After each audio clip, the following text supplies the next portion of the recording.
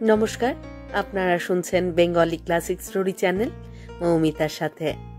এই চ্যানেলে সকল শ্রোতা বন্ধুকে অনেক অনেক স্বাগত জানাই। আজ আপনাদের পড়ে শোনাব বিখ্যাত সাহিত্যিক শ্রীমতী আশালতা সিংহের লেখা একটি খুব চমৎকার ছোট গল্প। গল্পের নাম মোটর কেনা। গল্প শুরুর আগে আমার পুরনো কথাগুলি আরও একবার খুব সংক্ষেপে বলে নিচ্ছি। এই চ্যানেলে যারা আমার গল্প পাঠটি শুনছেন তাদের কাছে অনুরোধ, যদি আমার পাঠ এবং পরিবেশনা আপনাদের ভালো লাগে, যদি গল্পটি ভালো লাগে, একটি লাইক করবেন এবং গল্পটিকে আপনাদের প্রিয়জনের মধ্যে শেয়ার করে দেবেন। আর এখনও যারা চ্যানেলটি সাবস্ক্রাইব করেননি তারা অবশ্যই চ্যানেলটি সাবস্ক্রাইব করে আমার সাথে থেকে নিয়মিত শুনতে থাকুন বাংলা ক্লাসিক গল্পগুলি।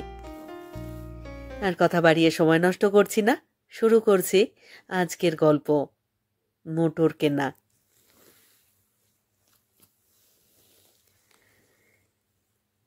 মিহির কলিকাতার একটা কলেজের অধ্যাপক।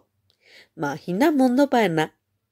আজকালকার হাত চাকরি চৌচাকরির বাজারে তাহাকে বেশ পদস্থই বলিতে হইবে।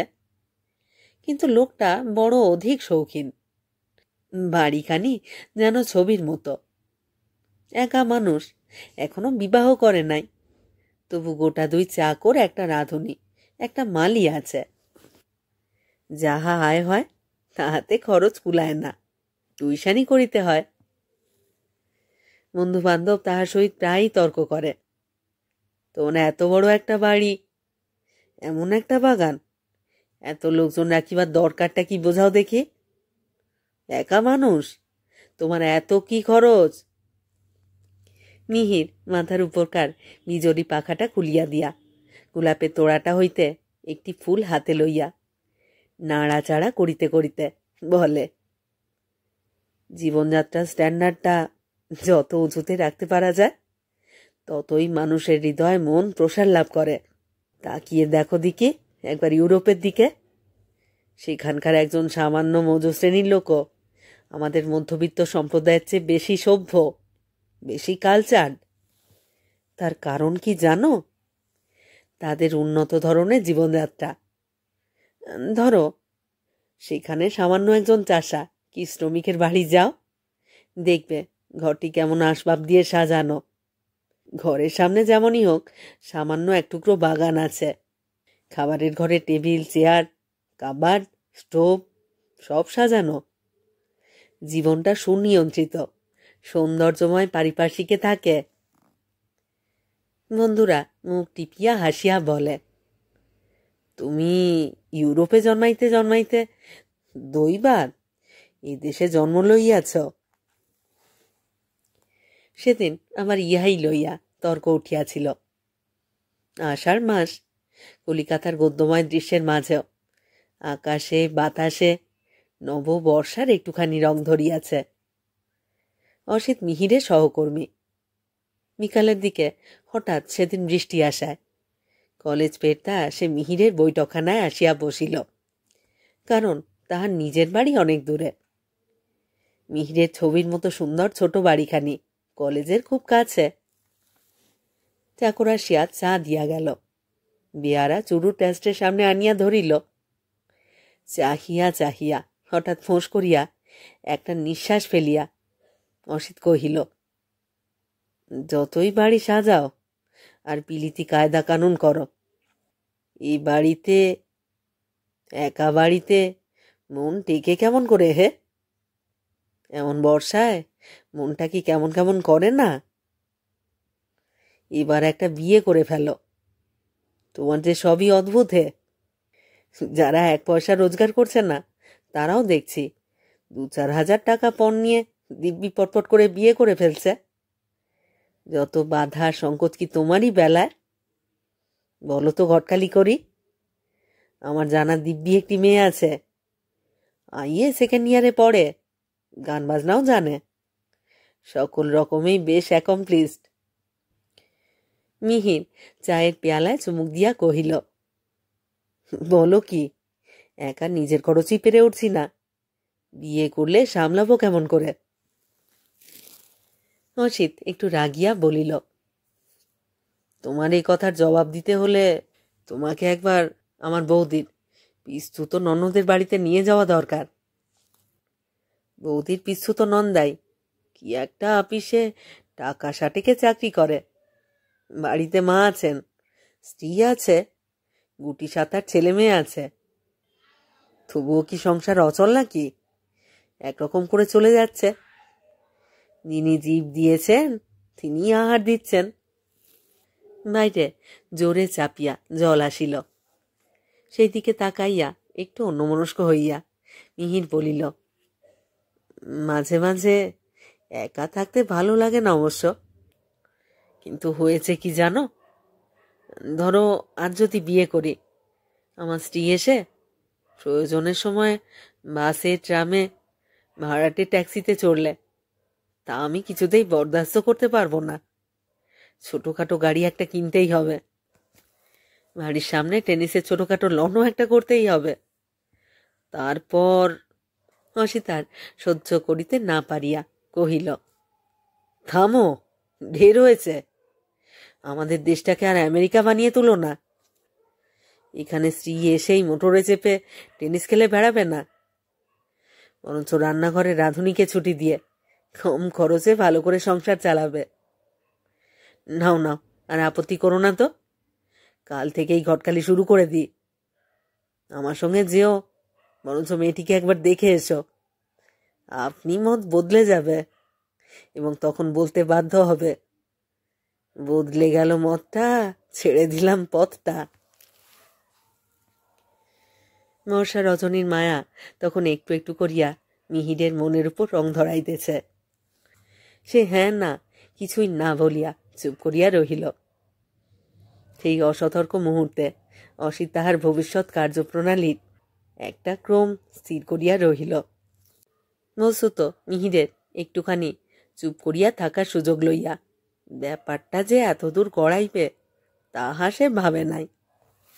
তাই পরের দিন 5টার সময় যখন অসিত একেবারে প্রস্তুত হইয়া একটা গাড়ি ভাড়া করিয়া তাহাকে লইতে আসিল, তখন সে যেন আকাশ হইতে পড়িল।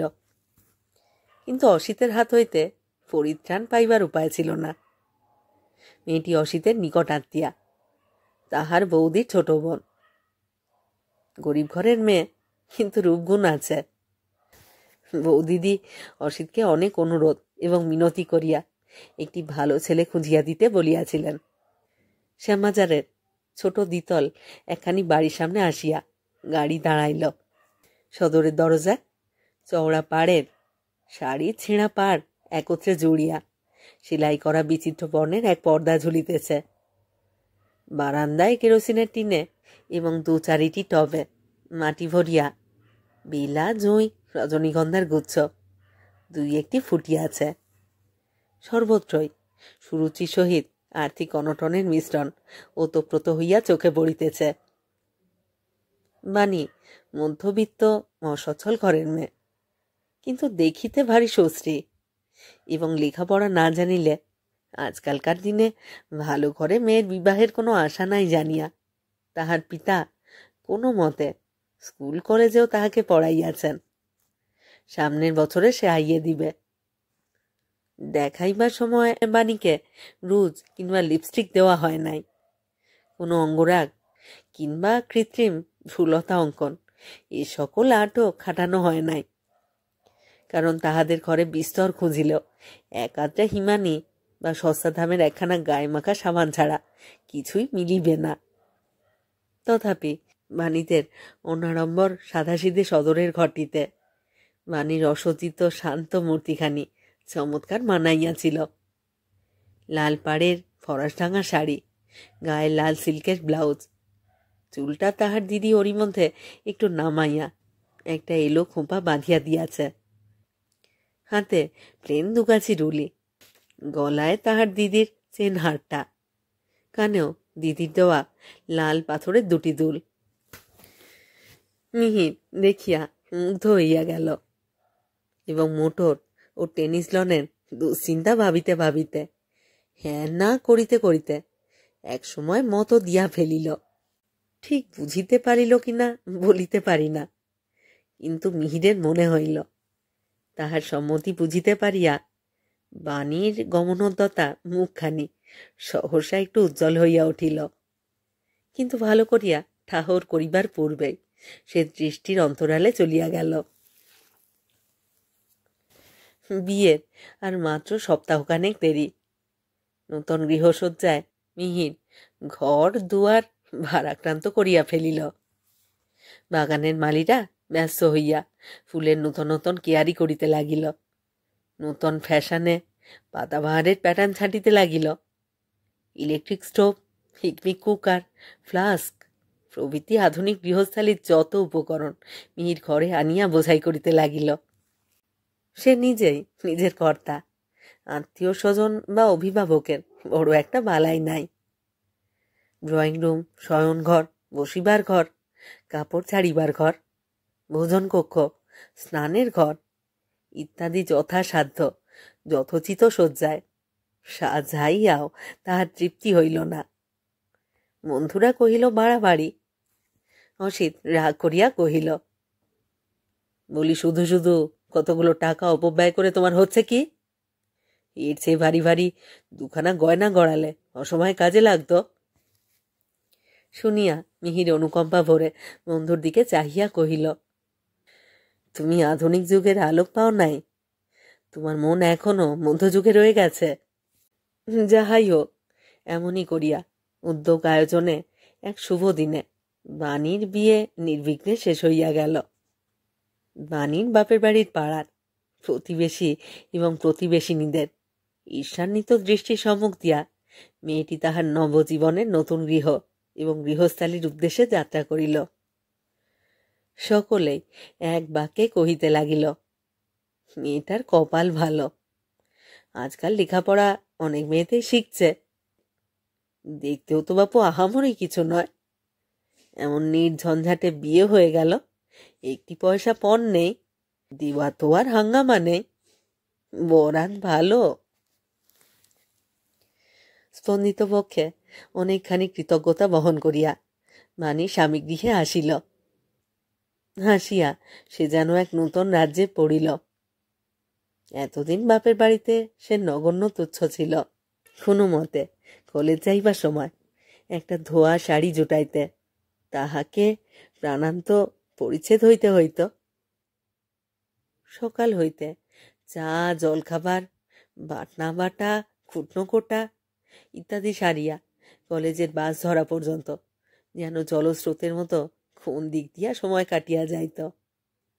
সেই অতি তুচ্ছ কর্মসমুদ্রে ভাসমান বাণী এক মুহূর্তের মধ্যে এখন রাজরানীর আসনে আসিয়া সমাসীন হইয়াছে।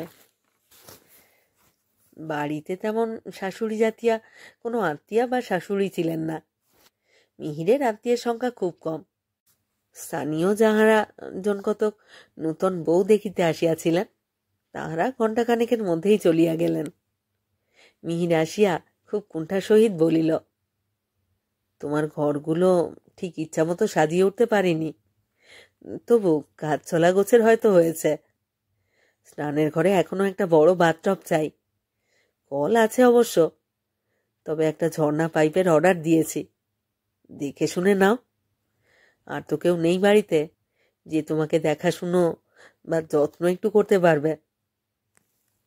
আয়োজন দেখিয়া ইহার প্রাচুর্যে বাণী অবাক হইয়া গেল, কিন্তু সমস্তই ঠিকমতো করিয়া উঠিতে পারেন নাই বলিয়া মিহির কেবলই অস্থির হইয়া বেড়াইতে লাগিল।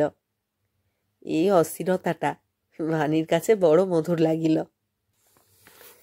একজন যে তাহার অতি তুচ্ছ সুখ সুবিধার জন্য সর্বদা ব্যস্ত হইয়া ফিরিতেছে, এই নূতন ব্যাপারটার মধ্যে যে এত রস আছে তা সে আগে জানিত না।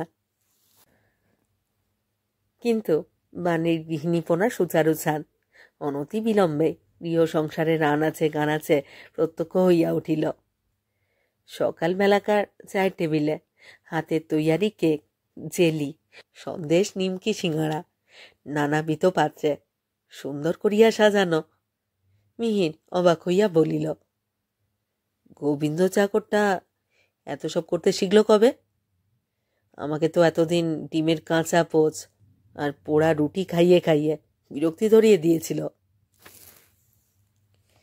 বাণী নত মুখে চায়ের পেয়ালায় চা ঢালিতে ঢালিতে কহিল, গোবিন্দকে তার 1 মাসের মাইনে আগাম দিয়ে আর দরকার নেই বলে ছাড়িয়ে দিয়েছি। সত্যি, 2টো চাকর নিয়ে কি হবে বলো তো? সকালবেলাকার খাবার করতে আর স্নানে জোগাড় করতে লোকে একটা চাকর রাখে নাকি? রাঁধুনি রাখারও দরকার আছে বলে আমার মনে হয় না। বাড়ি তো 2টি লোকের রান্না, ওখানে তো আমাদের একবারই লোক, তবুও আমি আর বৌদি 12 মাস রেঁধে চালাতাম। কলেজ থাকতো বলে দিনের বেলায় বৌদি রান্না করত আর রাত্রিতে আমি করতুম। এখানে কাজের অভাবে যে কি করব ভেবে পাই না। এত অল্প সময়ের মধ্যে ঘর গৃহস্থালির ব্যবস্থা করিবার লজ্জাটুকু এড়াইবার জন্য বাণী একসঙ্গে অনেক কথা বলিয়া ফেলিল। মিহির সব হয় তার দিকে চাহিয়া কহিল, সে কি, রাঁধুনি ছাড়িয়ে দিয়ে তুমি রাঁধবে? বলো কি? তেল হলুদ আর উনুনের ধোঁয়ার মাঝেই তাহলে সারাদিনটা কাটবে? বাণী একটু হাসিয়া বলিল, আহা, রাঁধিলেই বুঝি পরিষ্কার পরিচ্ছন্ন থাকা যায় না? কথায় বলে, যে রাঁধে সে বুঝি চুল বাঁধে না। আমাকে দেখলে হয়তো তুমি টেরই পাবে না আমি রান্নাঘরে ছিলাম। মিহির এই একান্ত অপ্রীতিকর প্রসঙ্গ চাপা দিবার জন্য কহিল, থাক থাক ওসব কথা। এই তো সবে মাসখানেক বিয়ে হয়েছে, এখনই রান্নাঘরের কথা তুলো না। কাল তোমার ঘরে মালি যে গোলাপের তোড়াটা দিয়েছিল, তার গোলাপগুলো বরঞ্চ তোমার কেমন লাগলো বলো? ওগুলো আমার নতুন এক্সপেরিমেন্ট। বাণী মনে মনে মৃদু হাসিয়া গোলাপের আলোচনায় যোগ দিল এবং ছোট ছেলেটির মতো তাহার স্বামীর মনখানা এক নিমেষেই বুঝিবার কিনারায় আসিল। কিন্তু ভিতরে ভিতরে নিজের আয়োজন এবং প্ল্যান সে ঠিকই রাখিল। মিহির কিছুই টের পাইল না। কেবল মাস 3 পরে একদিন ব্যাংকের বইটা চোখে পড়ায় চমকিয়া উঠিয়া কহিল, এ কি, তোমার সঙ্গে যখন বিয়ে হয় তখন তো এতে 5 টাকা ছিল মাত্র। আজ 5 বছর চাকরি করছি, তার মধ্যে ওই আমার সঞ্চয়, এর মধ্যে 1000 টাকা হলো কি করে? ব্যাপারটা কি বুঝতেই পারছি না। নানি হাসিয়া কহিল, যেমন করেই হোক, তোমার তাতে চমকাবার কি আছে? মিহির বলিল, এরকম হারে টাকা জমলে একটা ছোট বেবি অস্টিন আর মাস 3-4-এর মধ্যেই কিনতে পারবো। ড্রাইভার অবশ্য রাখবো না, আমি নিজে শিখেছি, লাইসেন্স নেব। তবে আর একটা চাকর ক্লিনার গোছে রাখতে হবে। মানি কহিল, সর্বনাশ, মোটর কি হবে? তুমি কি মনে করো আমি বাইরে যাবার জন্য খুব ব্যস্ত? এই তো সারাদিন কলেজ আর টিউশনি করে কাটাও, সন্ধে একটু অবসর পাওয়া যায়, তখন তো মনে হয় একসঙ্গে একটু বসি। ছাদের উপরে রজনীগন্ধার মালতী জুঁইয়ের টবে ঘেরা বেদিতে মাদুর পেতে আমাদের সান্ধ্য সভা বজায় থাকুক। মোটরকে আমি সব হয় দূর থেকেই নমস্কার করি। ঘরই আমার অফুরান হয়ে আছে, এখনই ফুরিয়ে যায়নি যে মোটরের দরকার হবে। শোনো না, তার চেয়ে বরং এক কাজ করো, 1 সেট রবীন্দ্র রচনা বলি কেন, নতুন এডিশন, ভারী চমৎকার বেরিয়েছে। তার যা কিছু রচনা একত্রে হাতের কাছে পাওয়া যাবে, আমাদের ছাদের সভা অভিনব হয়ে উঠবে। মিহির ফুল্ল কণ্ঠে কহিল, মোটরের বদলে? মোটরের বদলে ওই বই কিনতে আর কটা টাকাই বা লাগবে? বাণী মধুর হাসিয়া কহিল, বাকি টাকাগুলোর কথা ভেবে আর মন খারাপ করো না। তার চেয়ে এক কাজ করো বরঞ্চ, টাকা কড়ির কথা একবারে ভেবেই কাজ কি, ওসব ভার তোমার হয়ে আমিই বইব এবং ওসব ভাবনা তোমার হয়ে আমিই ভাবব। তুমি নিরুদ্বেগে থাকো। তাই ভালো, তাই ভালো বলিয়া মিহির ছাদে সিঁড়িতে উঠিতে লাগিল। শরৎকালে জ্যোৎস্না তখন ছাদের উপর শুভ্র উত্তরীয় পাতিয়া ছিল। অদূরে কলিকাতার রাজপথে জ্যোৎস্নাকে বিদ্রুপ করিয়া পথচারী মোটরের তীব্র হেডলাইট ঝলসাইয়া উঠিতেছিল এবং সুতীক্ষ্ণ হর্নের শব্দ কর্ণকে বিভ্রান্ত করিতেছিল।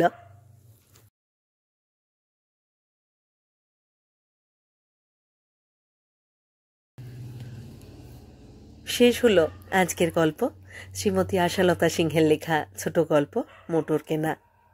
কেমন লাগলো আজকের গল্পটি? কেমন লাগছে আমার পাঠ এবং পরিবেশনা?